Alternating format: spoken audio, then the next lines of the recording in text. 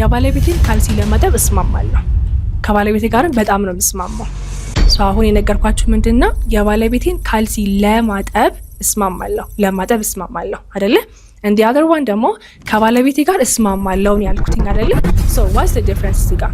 ያስኩላችሁ ቃላቶች agree with እና agree to ነው። የቱ ጋር ነው agree with የቱ ጋር ነው agree to የምለው? ቅድም ካልሰርኩትን ተውትና እንደዚህ ለማድረግ እስማማለሁ ስትሉ I agree to ነው የምትሉት። ስለዚህ እኔ የምጀምረው I agree to wash my husband's socks ስላለው ማለት ነው። ከከሌ ጋር እስማማለሁ ስትሉ ያው ምንድን ያልኩትኝ ከባለቤቴ ጋር እስማማለሁ አይደለ?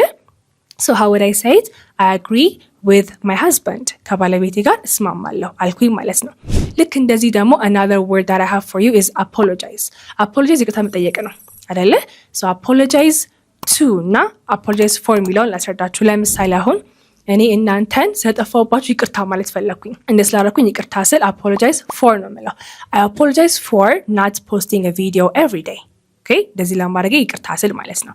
እከሌን ይቅርታ ጠየቅኩትኝ ስል ግን እሷን ይቅርታ ጠየቅኳትኝ ስል I apologize to ነው የምለው።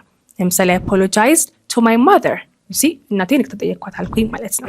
እናንተ ደግሞ ለእናንተ ጥያቄ ምንድነው? እናንተስ do you wash your husband's or wife's socks?